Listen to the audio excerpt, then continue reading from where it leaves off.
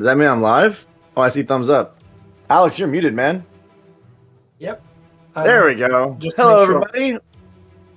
Welcome to the stream. I see some people saying hello, so I'm guessing that means you can hear me. Alex, I'm guessing they can hear me. There's always that moment of, oh yeah, everyone hasn't seen the haircut. I guess that's the first. When we were doing a streaming prep, it was the first thing that Alex mentioned too was my haircut. So, yep, I am short-haired Brad once again. Alex, you're also still short-haired Alex. Yeah, that's not going to change anytime soon, I think. Though the medical procedures are getting better. Anyways, hello everyone. Long time no see. Nice How to be have you been here doing, once Alex? again. Well, great. We're pretty much enjoying very much the current beta, and sometimes even playing with the players. The weather is perfect right now here. I love the fall because it's not too hot, it's not yet too cold, and a lot of horror movies are coming out soon. So yeah, Yeah, I was just in Bulgaria. What, like 3 or 4 weeks ago? It's really pretty in the fall, in the beginning of the fall. Really nice. yeah, yeah. Well, I want to But apologize first to everyone. I know it's been a while since we've been on camera. It's been a very busy last number of weeks and a month or so. We had Gamescom, we had a lot of stuff going on with the closed beta, so things have been busy. But we're back, and we have a really exciting stream for you today. I think everyone's going to be really pleased to see some live gameplay footage. I don't know if we noticed that in the Dev Diary post, but we are going to be showing the game live today, which I know a lot of you have been waiting to see more of. So that'll be fun. I think we've only done this once or twice before, so that'll be an interesting um, man of valor. We deserve it. Yes, you do deserve it. So that'll be fun. And we're talking about political view. Hello, everybody. We have a lot of new names here, actually. Our names I don't remember, so maybe people are using aliases or some other name. I will wait to see all the old favorites join in. Alex, I'm still sporting my shirt. We're still twins. yeah, yeah. Well, we have to make a special edition soon. Well, let's not say necessarily soon, but when the game gets released, we have to give you another one. Uh, Oh yeah, I would love a special edition, the gold edition, right, or whatever we want to call it. yeah, yeah. Uh, but it's time. We have some time until then, so Yeah, I'm waiting and giving. I'm seeing the viewer counts going up, so I'm waiting for all of our friends to join in. Yeah, everyone's. I know. It was the first 60 seconds of the stream. We already got please release now, which is great. I'd be curious how many people in chat are actually in the closed beta. So I don't know if how many of you know we do have a private closed beta running right now. We have a number of people in it, I think. So hopefully some of the closed beta fans are hanging around. Um, it's kind of funny though. I wonder because a lot of the closed beta guys and girls they already get to play the game a little bit, so they may be like, I don't need to see Brad and Alex talk. I already know what the whole thing's about. yeah, they definitely know very well everything about political view already. So, but these guys have been extremely helpful, and especially not just for bug finding, but giving great ideas and helping us balance out the game. I think it's working pretty well for both for us and for them right now. So yeah, keep Yeah, it I up. know. There are some people in the closed beta that are already crested the hundreds of hours mark. I think there was one person that's already at like 200 and something hours. I was seeing last week. So it's a small group. We're being a little bit careful about how many people we've let in, but it's been really exciting seeing the feedback. I think actually in this topic today about political view, there is some feedback from the closed beta that's actually impacted even some quality of life functionality. So it's great to get that that kind of like iteration loop with that group of fans and use it to improve the project. I even had to tweak the dev diary itself because it was ready, um, I think, 1 month ago, and now we tweaked it to just to include the new stuff that we added thanks to the beta players. Yeah, there is. I don't have the link handy. I'm not sure if Jack is in chat and he has it. We had a website that was up for closed beta submission or applications. I don't believe we have another round that we've let in. I think right now we've let in the number we're letting in, but there may be additional rounds down the road. So feel free to put your application in.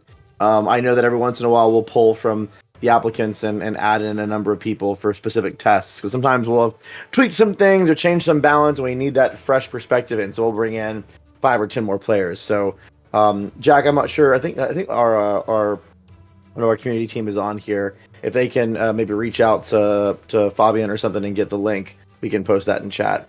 So yeah, we have a lot to talk about today, and we have some live gameplay to show, so I think that's going to be a lot of fun for everybody. It's not going to be, we're not going to really be playing the game in a sense that we're going to go through and like progress in a campaign, but we're going to use the live gameplay to show off the political view features. So, hey, Urban Master, great to see you. Oh, that's right, home. Maybe reach out to, if you have Telegram, just reach out to Fabian. He probably has it handy. So, first off, today we're talking about political view, and I know many of you are Knights of Honor 1 fans, so you're going to know what this is, and this may be a little bit of a boring brief, but Alex, let's just go ahead and start by explaining what political view is. Basically, it's the map of the whole world, which is absolutely necessary for Knights of Honor, especially for the second game in the series, because the world is huge and it's just impossible to cover it in the world view. And political view shows the map of it, shows the provinces and kingdoms. There are some additional elements that we'll talk about later that can be also shown on the map. And there are a lot of filters which help the players find whatever they need to quickly learn about the kingdoms, the provinces, the resources, and so on.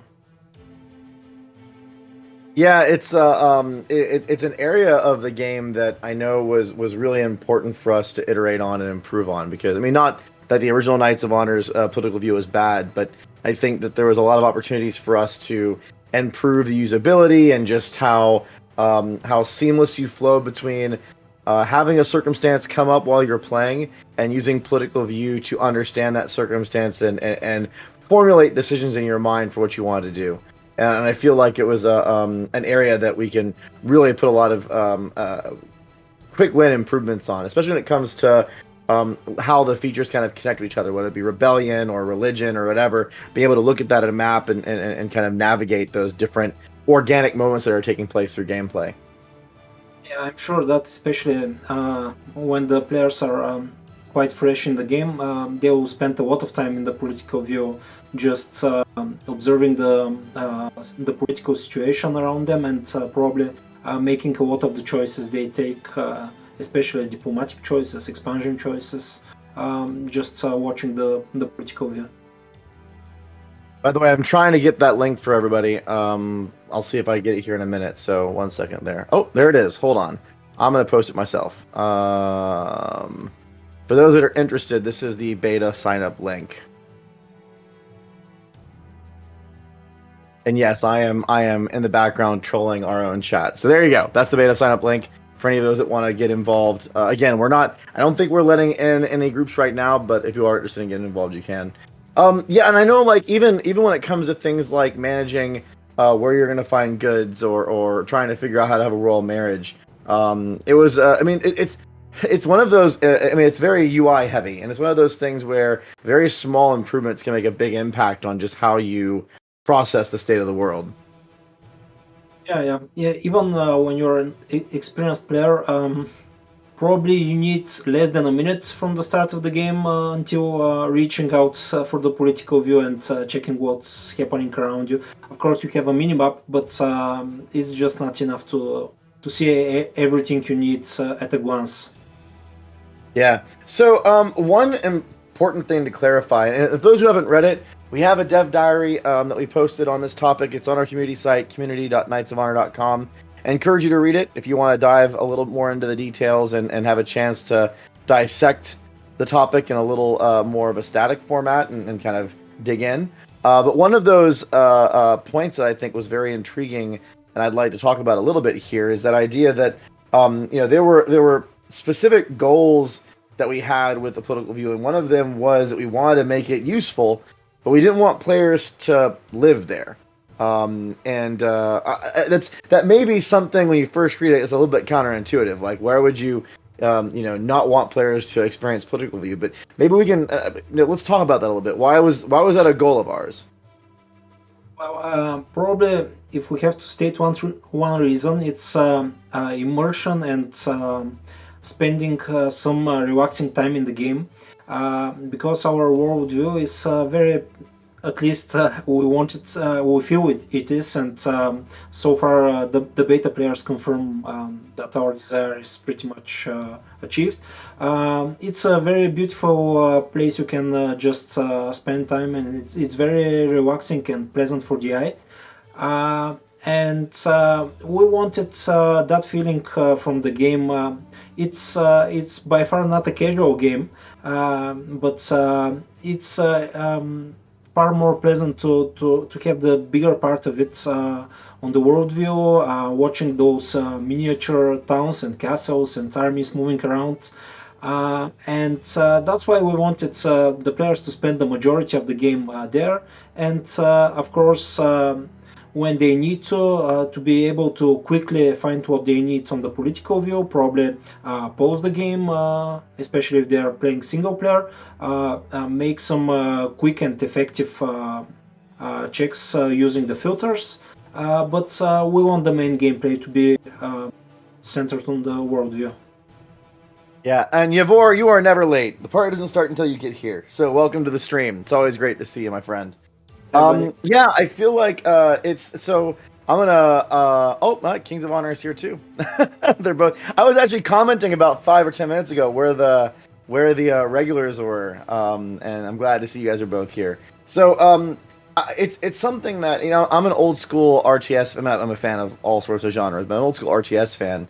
And some of my favorite games are games like classic Homeworld or even a game called Supreme Commander, and it was something that especially for subcom players everyone used to talk about, because you'd always zoom out and be in that kind of tactical view with all the circles and squares and shapes and everything, and that was where you played a lot of the game, because that was where you actually could make the best decisions, and you could I feel like it was a fun way to play it. I'm not saying it was bad, but you didn't always get a chance to experience the visceral combat because that's where you lived, and I feel like when we were working on the differences between worldview and political view and where we wanted players to live, it was a conscious decision to try to put as much actionable, usable information in the worldview as possible. Obviously, political view should be used for specific purposes, but we really wanted to streamline that so that you were experiencing the beautiful art and the tapestry and the diorama as you were describing. And that was a very conscious exercise throughout the development process. Yeah. Actually, it's everyone who is familiar with the development will know that it's quite easier just to make a game that has only political view.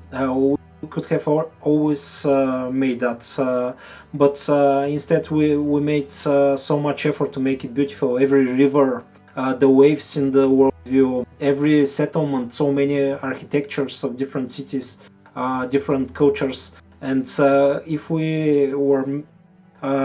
if we did all that just to make the players play on the political view, it would be so pointless. Yep. Tasmania on tour. So the forums are right there. Community, they're right below Alex's face. Community.knightsofhonor.com. That's where our community hub is. Thank you, Alex. Alex Vanna White. Alex. You can go there. You can read our dev diaries, and there's a whole discussion forum there that you can participate in. So, I feel like we're talking about the things that the idea of staying immersed in the worldview. What are, and we're going to show this in detail. Like I said, we're going to pull up the game and actually show political view through the game experience, but just as a high level, what are some of the things that you would do in political view? Like, what would be a good use for it? Well, initially, what you want to check is, so to say, if you're experienced, you can pretty much predict future problems from different types.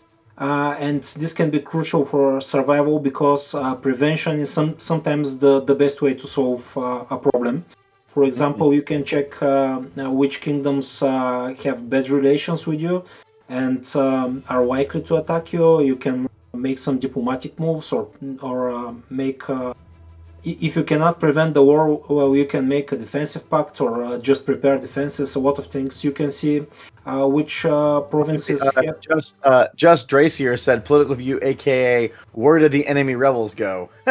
So sometimes it's things like that, like, okay, where in the world is that going on? Yeah, that's a valid example. Yeah, it's rebellion risk is also important to check out to see where you can expect to have problems, strengthen up the garrisons and so on. Find trade partners, find kingdoms that can support you in war, for example. It's just for estimating the current situation and predicting the future. Yeah, I'd love to see in chat if any of the Knights of Honor 1 players, what kind of things that they use political view for. I know that one big thing that I use it for was whenever I was trying to find marriage alliances. Because, you could obviously go and click on every single freaking kingdom and try to find who has a prince or a princess that's ready for marriage. But using the political view to kind of get an idea and use that to go, okay, maybe this is where I want to invest some time and see if I can get this working. That's definitely a big use of it for me. Now, let's see here.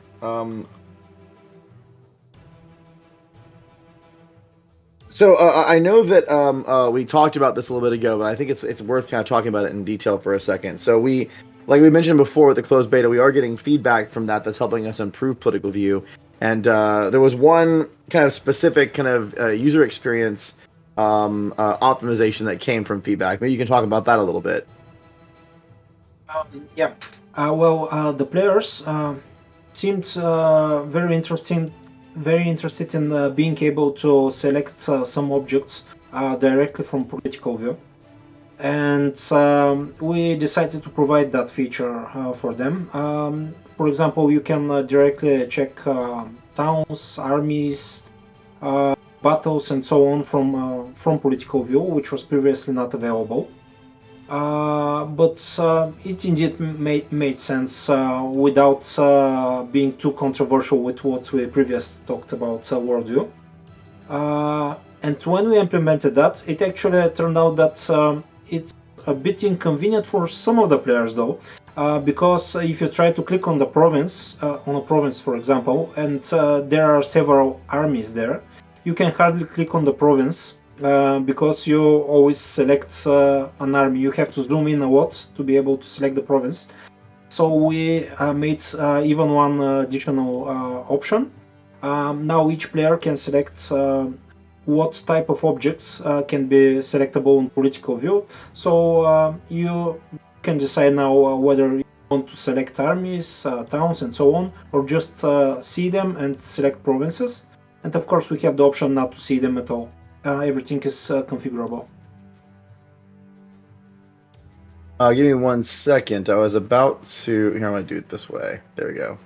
For some reason, my taskbar was showing up. Yeah, I think it was a really a good suggestion because it allows you to better control how you interact with political view. And, that's part of that streamlined process. When you're trying to get something done, there may be certain things you want to interact with and certain things that are just there for visual state. It's almost like trying to figure out what you want to click and how you want to use it. So I think that's a really nice optimization there. Yeah, Calliope. Let me check my notes. Scrolls down to page 75. I feel like Just Dressier is another one that I really agree with. Like checking your own movement of people, so you know kind of where things are going around, and being able to quickly especially we were talking about this I think yesterday when we were doing early prep. It's like sometimes you want one of those layers up so you can see especially when you're managing a very large kingdom, where things are and how things are going. Because when you're small, you're like 3 or 4 provinces, it's a little bit easier to kind of make decisions and move around just in worldview. But when you get to be larger, you kind of use that to jump around for sure. Yeah, that's absolutely true. The larger your kingdom is, the more you need to use political view to make to be able to see the bigger picture. If you have just 1 or 2 provinces and 3 or 5 or something like this number of neighbors, pretty much you can see easily everything without using political view. But once you have bigger kingdom, several wars going on, a lot of armies, then you need it more. Yeah, for sure. Well, I think people want to see it. I'm guessing people would. I don't know. What do you guys think? Do you think we should show some live gameplay? Is that something that would make the audience happy? For those that are always, for what is it? I think for quite a while, I always get bugged about when are you going to show live gameplay? Let's see live gameplay. Today we're going to show live gameplay. I hope that's exciting for people. Yes, I see yes with an exclamation point. It's why we are here. Man of Valor, I thought it was just for Alex and I's exciting personality and beautiful face, but I see. You just want to see the game. It's fine. Somewhat beautiful. Yeah. Well, let's go ahead and jump into the game here. I have producer Nadine in the background that will swap us to live gameplay, and once I see it's up here, it is. All right, so we're gonna yeah, we would like to see a sneak piece for the release date. Well, you see GADN Q3 Gadin Q3. I don't know how you pronounce your name. But yeah, we're not gonna sneak peek that. So we're here in the game now. I'm moving around. I'm gonna go ahead and just jump right to political view. We're playing a Kingdom of Actually, do you want to set up this game a little bit, Alex, real quick? Well, this is a bit of a strange game because it's with Watium, which is actually a kingdom which is formed by a province. This is a special start you can have in Knights of Honor 2. And this is the province which actually is Rome. It's Rome's province, and it has the papacy. And when the game started, the papacy was restored, so to say, and one province was lost, but the game continued from there on. And currently, it's a pretty peaceful kingdom. Not a lot of problems with neighbors, but a lot of problems with cultural influence because the papacy is our neighbor. And yeah, I noticed that when I jumped in here is that you're itty bitty, but you are you're making money, you're built up, you got a lot going on. So I haven't had a chance. I was gonna try to investigate his. It's not gonna crash. Come on. I'm not gonna say who Black Sea Games is, but I know who that is. It's not gonna crash. I believe. I believe. So yeah, I was planning to poke around your game a little bit and see if I could figure out kind of what your strategy was here. But you've definitely built up quite a bit of infrastructure, and you got some revenue coming in, so that's exciting. But we're not here to bring the crash. Come on, Kings of Honor. All right, so this is all about political view. I'm going to go ahead and jump into political view now. So here we are in political view. You can see the whole world here. Everyone always wants to know how big it is, so that's exactly how big it is. It is substantially larger than the original Knights of Honor. And we are focused down here. So I think what we're going to do is kind of walk, and I have it paused because it's easier to kind of navigate everything while it's paused. We're going to walk through each of the different political view options one by one, and then we can use that to kind of explain how they all work. So first off, let's start with the first one, which is the kingdoms. And I'm gonna go ahead and pull up the legend and leave it hotkeyed in here so that we can wait. Hold on.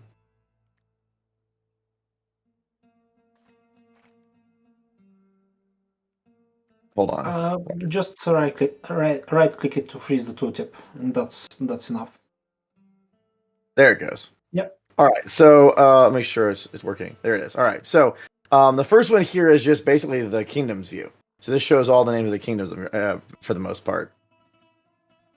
Yeah, these are pretty much just the kingdoms. Yeah, Bulgaria is not very lucky at this game. In this game, Well, here you can see the kingdoms and the provinces with different color coding, so you can easily distinguish them. And also, what you can see is vassalage. For example, if we look at Brittany or Flanders, we can see that they're also reign. They're vassals of France right now, so that's why they have stripes. Yep. And this is probably the The base. basic view. I mean, this is how you get kind of the lay of the It's world. It's basic. not too much details. Let's go ahead and Yep. go on to the next one. The next one's going to be stances. world at your Now, this fingertips. giant UI here, I'm going to actually close it so you can see the actual map. But basically, the way this works, you can use this to kind of understand what the different options are, or the different feedback is in the world. So it's kind of nice. And like we were talking about, you can sticky this or you can close it, so it allows you to see it. And whatever kingdom you click on is going to show you their stances. So if I go to France, you can see what stances France has with everybody, or Germany, or, good old Bulgaria. Gotta love good old Bulgaria. Yep. This is probably the most important from all filters. It indicates stances, and wars are also included. So you can quickly see who's fighting France who, stance. who are Right, France allies. stance. You can also see some additional things like non-aggressions. Those purple or more like pink stripes are marriages. So currently we have a marriage with royal marriage with France. That's why when you select France, we have stripes on our kingdom, and also they're yellow, which means that we have a trade agreement. Yep. There are some priorities. For example, if we were allies, you would not see them as yellow, but there will be green because alliances trump lesser stances like trade agreements. It's a bit complex political view, but it brings a lot of information, and once the players get used to it, it's extremely useful to see everybody's stances. Now you can see here when I click on the stances, you can see Genoa is green. Yeah, I think that we have The non-aggression pact. non-aggression with them. Yeah, that's why they're Yep. green. So I actually find this one's really useful, especially when you're trying to understand like what situations are going to happen if you attack somebody. So I often use this view when I'm planning a war, because you don't want to just blindly attack someone and all of a sudden get into a situation that you weren't expecting. So that really helps you kind of figure out exactly what the lay of the land is going to be. Yeah, I use the word to find opportunities. If I see one of my neighbors that I dislike, which has a few wars or no defensive pacts and so on, I'm likely to attack that exact neighbor. So it's good Absolutely. for planning. So the next one is relations. Kind of similar but different. I'll let you go ahead and explain that. This one is pretty basic. It just shows the relations value between kingdoms, and people might say that stances can trump this one, but it's not exactly true, because you might sometimes be in war with someone that is not so unfriendly to your kingdom, especially if you are just supporting someone in that war. Also, sometimes you have pacts or trade agreements with the kingdom, but actually things changed and they now hate you and they might attack you. So it's pretty useful to also check relations from time to time and see how the things are going with your neighbors, especially. Yep. We'll move on to what I was talking about before, which is marriage. This one kind of shows you which kingdoms have different marriage opportunities available. This is kind of a general state, so you don't have to really click on anybody to see it change. It's the whole map is displayed. So as you can see here, France and us have royal ties together. So we have a marriage alignment or agreement between them. So that's where you see the yellow. But then you can see blue or pink, or even blue and pink together, where there's available princes or princesses that you could marry or propose marriage to. And again, this is another.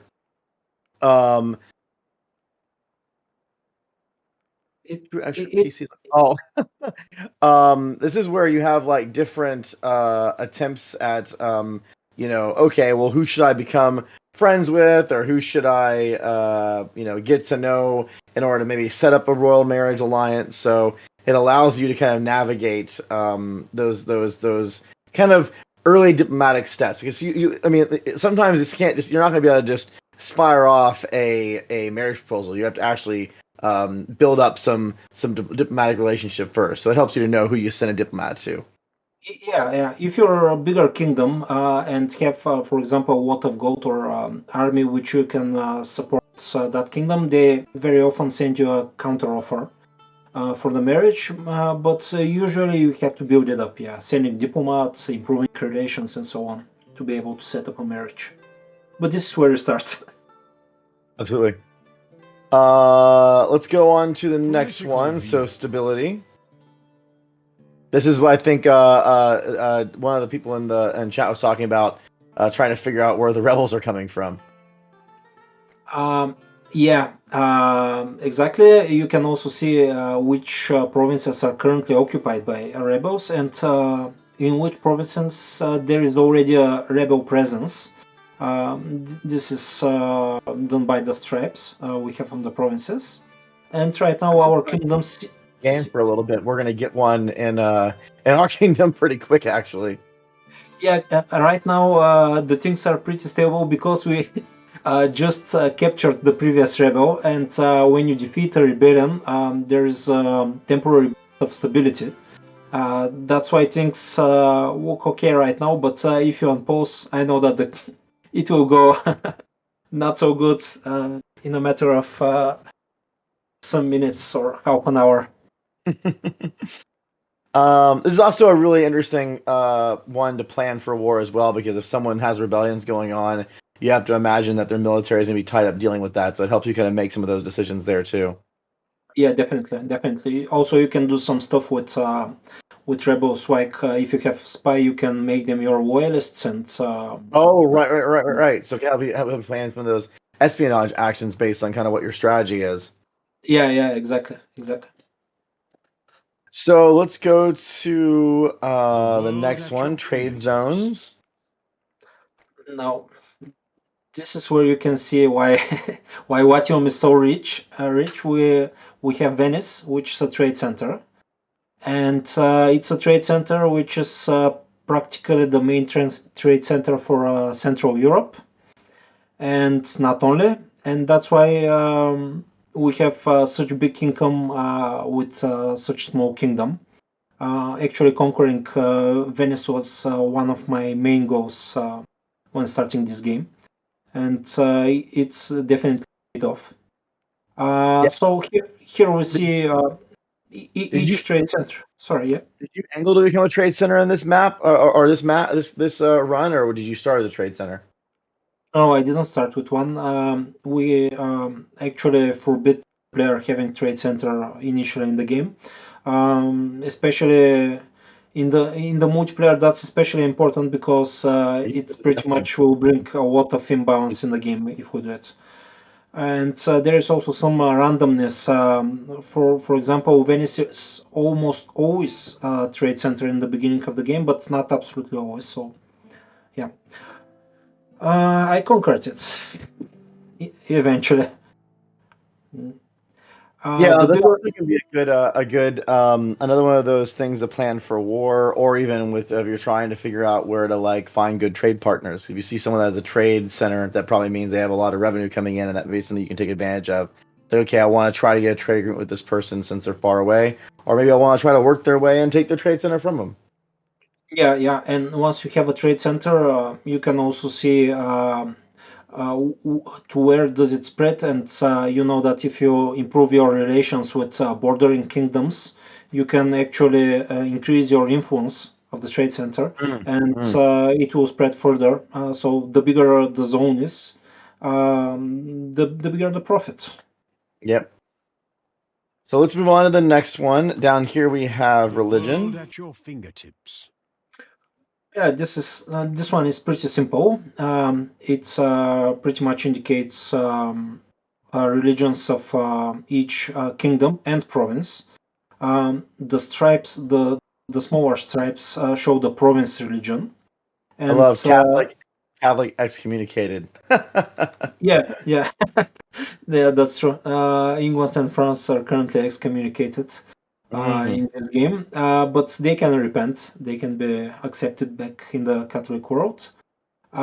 We can see some provinces having mixed religion. For example, you can see Zeta here next to Serbia.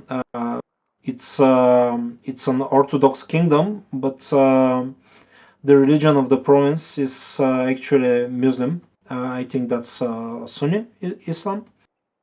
And the green one is pagan. So we have very little paganism, especially in the later periods, but it can spread quickly. Yeah, and then Uh, Timo asked, "Does religion have impact on disability in a region?" I think there's definitely an aspect of planning, even when it comes to diplomacy or war. You know, if you see that kind of religious tension inside of a kingdom, that may make that province a little less stable or a little less happy than other places, and so that can be part of your planning process. Where you're like, okay, I know that these may be a little bit easier to get into. yeah, it's definitely impactful, and if you have a lot of provinces with local tension, it becomes kingdom tension. So yeah, it's not something that you want to keep for longer periods in your kingdom. You have to play with wisely with clerics and try to convert the religion Yep. of the provinces. So let's go to cultures next. Culture has a similar effect as religion. If you have a province with different culture from your kingdom's culture, there is some tension. It's a bit less than the one coming from religion, and there is also some. Well, if you overtake a province which has your culture or similar culture, it will be easier for you to gain their loyalty eventually, and there will be lesser tension. Pretty much it's also interesting one for suppressing and expecting rebellions, and also for planning your expansion. Yeah. Yeah, and it also helped. Yeah, I think there's a it's part of that multi-layered dynamic of trying to figure out where you want to where you expand or where you become friends with, and kind of how those things all stack to the different features like diplomacy and religion and culture. They all kind of intertwine together. So there's kind of a decision matrix that you're making when you're planning what your safe move's going to be or what your more difficult move's going to be. Like if you go take a place that's a very different culture, that may take a little longer to or more effort to stabilize or really deal with as opposed to something that's closer to you. Yeah, yeah, but there is also the opposite effect if you attack kingdoms with similar religion or culture. Sometimes your clergy will not approve. There will be some repercussions. So, yeah. Yep. Let me go to loyalty. Okay. Yeah, this is Rome's loyalty. It's pretty good because they not only have loyalty in their single province kingdom, but they also have loyalty in ours kingdom. Here we can see when you select the kingdom, you see in purple the Here, I'll go back provinces to that Yep. are loyal to the kingdom. The green provinces are not part of the kingdom, but loyal to it, and the red provinces are part of the kingdom, but not loyal to it. So red is problematic here, and green means opportunity. If you overtake a province which is loyal to you, there is no disorder, and the people there just greet you with open arms, so to say. And Yeah, it's definitely another expansion planning element where you're like, okay, this place would be a much easier conquest because they're more loyal to the kingdom that they're from. And same thing, if you're looking at like say France, you can expect that this may be where they're going next. So you get an idea of where their plans may go through. So definitely helps us yeah, more of that expansion planning and kind of also knowing, if you're like kind of looking through the world, what are places that may end up having a war start, because there's definitely some opportunities there and someone may take advantage of it. So it helps you kind of understand how the world may evolve over time. Yeah, it also has some additional use. For example, if you're spawning a rebellion and you spawn Yeah, it yeah. in such province, there is high chance that it's a rebellion of your loyalists. And also, you can try to diplomatically request that province from the kingdom that owns it, because, well, your people live there, people loyal to your kingdom. So sometimes they're eager to sell you the province or request something in exchange, but after all, give it to you. Yep. The world at your feet. So the next one is province features. This really lays out to the province development aspect, because this kind of tells you what kind of resources are available. And what's nice about this one is you actually can use it for planning, not just clicking on a province and understanding what could be there. So if you look at this on the right, you're going to see the ones that are highlighted are ones that your kingdom already has available to it, and it allows you to kind of know where those resources may be, and obviously you can click on them to see. But like, say you need to get, let's do flax fields, right? Say you need flax fields for what you're trying to produce or some goods you're trying to get. You can use this to understand where it's from, and that can be used for a couple different things. It could be for a trade target. Okay, I need to get horses, and I don't have any. These are the kingdoms that have horses, and you can flip back and forth between, okay, well, what is my stances with these kingdoms? Okay, they're neutral, but I'm trying to get horses. So you can kind of use that to plan some of your diplomatic aspects. It also comes down, yeah, I know, no goats, right? It also comes down to planning conquest. If you want to get them yourself and decide, I'm going to go take that province and either develop it, or if it's already developed, you can take advantage of it. That's a big part of it here. So I find this super helpful, especially when I'm trying to play the goods game, or if I need a certain like horses, I want to build cavalry and I don't have it yet. It allows you to kind of do those plans early. Yeah. You nailed it. I have nothing to add. This is probably if you're struggling for kingdom advantage victory, um, especially if you play a race against time or a multiplayer game. This is probably the most important political view filter to show you where you have to advance to win the Yeah, game. that's a really important point to make. There are certain, we've talked about this in our multiplayer dev diary back a number of months ago, but there are some multiplayer modes that have very specific goals.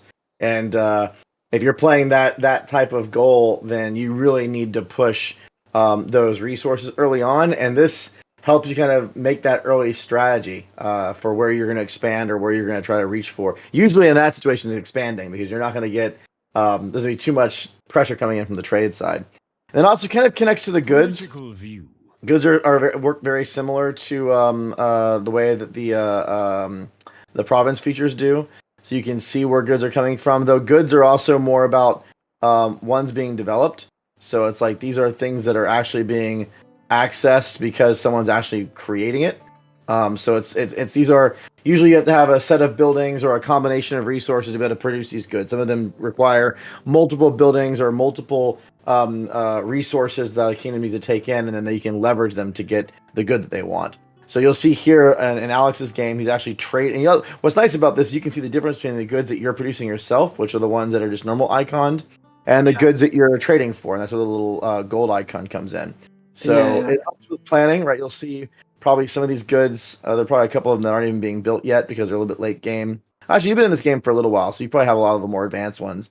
But when you first start in a match, you'll notice some of them, there's just no one making them yet because it takes a little while to build up the province infrastructure to be able to build some of the higher tier goods. Definitely. Sorry, go ahead. This is still a middle game, so some of the more advanced goods are not produced. But as you can see, this is extremely useful when you need to import something. Especially, I usually use it in kingdom mode, not in province mode. You can switch from the two Eight big might. There's all sorts circular. of fates might. There's no good or bad victory. There's different types. You don't always have to take over the world. Yeah. So this can also be used as the previous one for expansion, but I particularly use it to get trade partners to see where can I import some very major things like here I need charcoal to produce iron, which I need for my army. And also I have imported ropes because shipbuilding is important, and they also bought my archers and siege equipment. So these are some major goods that I needed, and this political view is pretty much the place you can see where you can get them. Yeah, another important aspect of this is that some of these goods have different benefits to them. Like, I mean, it's an obvious one, right? If you have trained camels, then that allows you to build units that use trained camels. So there's same with war horses; those are more advanced units. So if you see a kingdom that has war horses, then okay, I need to be aware of that because um, that's someone that may have a really powerful set of units, or may have different types of um, I don't understand how the devs think that these armies can function properly without goat cheese. You know, there are people in this in chat that are listening to you right now, Kings of Honor. I'm not gonna say whether it's gonna make it into the first version or maybe a patch or whatever, but yeah, I don't disagree about goat cheese. So Armies far, need the cheese it does not provide any benefits to the army. Sorry to disappoint you. so Yeah. goat. Actually, We have. Political I view. think we could like add another row and add a goat. You know, expand the. But we have anyways, that's how goods work. We'll move on from. we have two additional slots down there. You can see them. So we can add two more resources, two more goods. It's okay.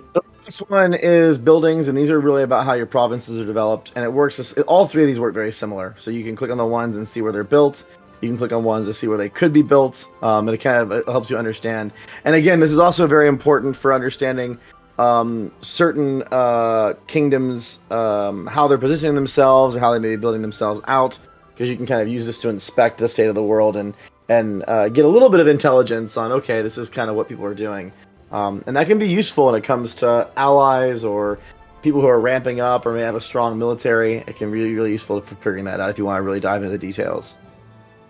Yeah, yeah. This one is very useful for internal usage for your kingdom. If you have a very large kingdom, for example, 20 or 30 The provinces, world and at you your want to make a fingertips. certain upgrade or see where you can build your powerful units, you can just use this political view and see which are your provinces with royal armory, Yep. and yeah, So recruit I'm gonna there and so on. Alex, we're almost out of time here, and I want to get to questions. So we Okay. have these buttons here. We talked about these during the diary portion of the stream, but I want to call them out really quick. So these are toggles that allow you to turn on. I'm going to turn this on real quick. You can see this shows you where all of the center of the provinces are. So basically where the town is for each one. And this little checkbox here allows you to decide whether you want to. This is the thing we were talking about during the stream. It changes whether you can interact with them or not. So, for example, if I turn on this one here, you'll see. Actually, I don't think this one has. Well, it does. So when I have this button clicked, it allows me to interact with those elements. So now I can actually click on those things. If I turn all these off, then I'm not able to click on these things. So again, it's just like, especially if there's a lot of stuff going on, it allows you to decide what you interact with or what you don't, and gives you a little bit of that UX control when you're going through and managing the map. And we have different ones. We have ones for battle indicators, ones for armies, and then ones for army and battle nameplates. So again, it just allows you a little more of that granular control on how you see and interact with everything. Yep. Just to add one thing, you can use all those political view filters to set them on your minimap as default minimap The world mode. at Yeah, your that's also fingertips. important to call out. There's when you're in the actual game world, the mini map down here has these same types of functionalities. So there's a lot that you can do down here to kind of change and control the mini maps controls too. Yeah, yeah. Cool. Well, let me go through some questions here really quick, and we can leave the game up, I guess, if you want, or we'll just answer the questions as we go. So there were two questions from the dev diary that I wanted to grab real quick, and I'll try to grab with the 10 minutes we have. Is a whole bunch of questions that were asked. I want to try to get through some of them. The first one was from Ivory Knight, who I know is in chat, so that's awesome. The first one is, will unit availability map mode be introduced as well? We have considered that suggestion. we support technology that allows the players to. Initially, we had more than 12 political views, and the players could select which of those to be among the hotkeys, the 12 quick buttons there. Right now, we don't support it, but it's something that we can add up in the future rather easily. Yeah, I think some of those things are also going to come down to like when we start doing live support and figuring out how we want to gauge what kind of requests people have and how they can be added in kind of our post launch support. So if something is not there right when we go live, that doesn't necessarily mean that maybe something we add later on based on what people ask for. Yeah. The other question, I think this also is in the during the stream itself. It was from Croatian Knight asks, I love the new map modes. I especially like loyalty map and the option to see culture on the map. I wonder, can culture 2 be partially like loyalty? So they do kind of intertwine, but they're not quite the same thing. Maybe you can really quickly just respond to what the difference is between culture and loyalty. There is a difference. There are similarities. Let's say that the culture is the long-term thing. Loyalty can change more quickly, so to say, and to change the culture of a province, you need a lot of time. You cannot simply do it. So yeah, culture is the more permanent thing. Yep. So if you have questions, go ahead and throw them in chat. I'm going to start grabbing some that took place during the stream. So the first one, I think we've answered this in a previous stream, but I'll go ahead and answer this here. So Gadin Q3A asks, are we going to be able to play as papacy and have more control over other kingdoms? So we talked about this in a previous stream. We actually don't allow, it's one of the only kingdoms that you can't directly control as a papacy. The reason why is because the mechanics or the papacy are very specific and individualized, and the amount of effort it would take to make all of that work for just one kingdom didn't make any sense.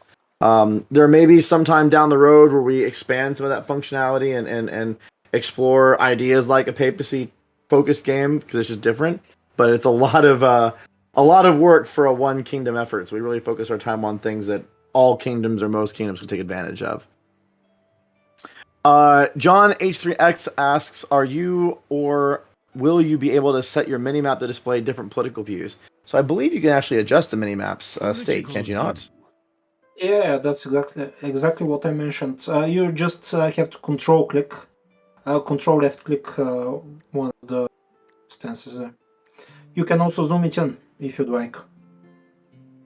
I usually play on zoomed in map on stances view because it's most important to quickly see enemy territories. Yeah, so there's definitely a lot of control that you get from the minimap if you want to, which can be really useful, especially if you want to be looking at be looking at a particular state. All right, next question. Let's see. Oh, I hope the answer to this is we're going to try. Bait Might asks, hello guys, I have some questions about the game. In KOH, there was a martial ability to fortify a camp, which was pretty broken. Will that be balanced some way? I think your plan is to break it completely, right, Alex? Like, definitely don't balance it. We pretty much removed fortifying a camp long ago in the game.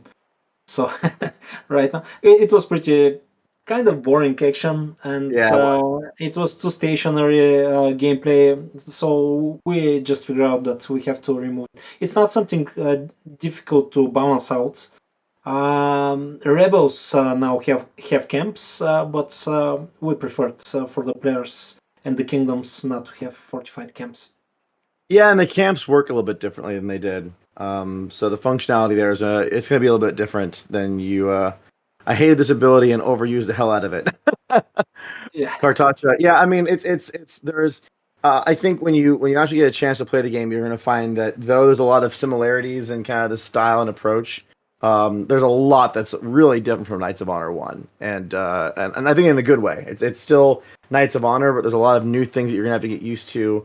New ways that the world works, that fighting works, that even troop development and growth works. We have a lot of dev diaries and topics on that. I'm not going to go into. I know there's been some questions about recruiting army limits and whatnot. I think we did an entire dev diary on that, and there's a stream live as well. So there's quite a bit there that you can dive into. Let's see. This is an easy one. So Johnny Hex asks, "Will you be able to give counter offers when the AI sends you an agreement?" Yes. There are different opportunities for you to interact back and forth in diplomacy. Tradition can be adopted. Oh, I got a tradition. This one is a bit automated. Has been finished, my lord.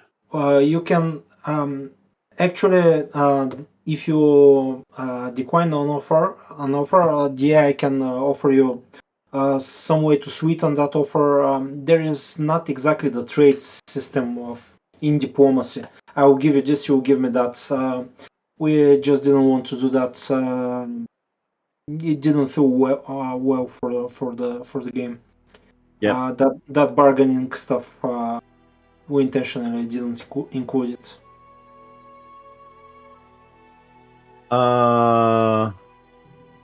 Let's see. People are asking about collector's editions. We can't really talk about that. Yavor is asking about the music. Have you guys come to a decision on how we can support Robin and Yannick and buy the soundtrack of this awesome game? Yeah, there's going to be opportunities for you to get the soundtrack. We're not going to talk specifics yet, but Robin and Yannick's work is quite exciting. I think it's really awesome music. It was a blast recording it in Sofia in Prague. We got some really awesome live instrumentalists for everything, and I think you're going to really enjoy that kind of organic live music feel. So yeah, definitely there'll be opposite music. I saw a number of music questions out there, so for sure. People asking Especially about. Sorry, go ahead. Especially the timpani guy was pretty good. Okay, no need to do that. This is an easy one too. Yatimo 584 or Yotimo, I hope I pronounced your name correctly, asks, "Are vassals a possibility?" Oh yeah, definitely. Vassals are essential part of the game. We saw them here earlier on the political view, and they provide you fame. They support you more in wars. I think that's since Instances. Yeah, you can select France instances, and we'll see some vassals. They provide you gold. They support you for Emperor of the World and many other things. Iamorph or M4, sorry. Yeah, so you'll definitely see. Let's see if I can find another place that has some vassals going on. Germany has quite a few of them, actually. Yep. Next question. Oh, there's another Yotimo 584, and this is we can ask this one real quick. Is there a limit to how many men you can recruit for the army? Armies are kind of complicated, so it's not as simple as that. We have a whole dev diary that you can go peek into it. But basically, there's two elements to an army. There is the soldiers, like the actual units that are in the army, and there's also the army's kind of manpower or how many actual soldiers are in it. And there is a number of slots. There's a limit to the number of slots that are in the army, and that's based on a couple different factors. It can be based on if it's a marshal or not, if it's a king or not. There's a couple different elements that go into determining how many slots you have available. And then there's also how much manpower each of those different slots provide. And that also is changed by a number of things. It can be changed by kingdom traditions, by the skills of the marshal, by where the army was built, by the equipment the army has. So it's not... there's a lot in it. I think we had a whole dev diary where we kind of dived into some of that. But there's quite a bit of elements that go into determining how big and powerful that army is, and we designed it on purpose that way, so you have different ways to influence and grow your military strength over time. So hopefully you'll enjoy all the different complexities there. It's a fun set of layers and gives you some interesting decisions.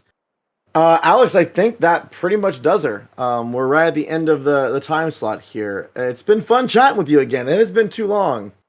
Yeah, thank you. I was starting to miss it a lot as well. We should make the next one sooner, definitely. Yeah, I don't think there's we obviously there's TwitchCon coming up this weekend. But aside from that, I think we're actually clear of of conference season for a little while. So hopefully here coming up in November, we'll be able to visit with you guys again. Hopefully we should be continuing to show gameplay. We're at the point now where you'll probably start seeing gameplay on every stream, and we'll show some different things. So expect and wait to see that next time around.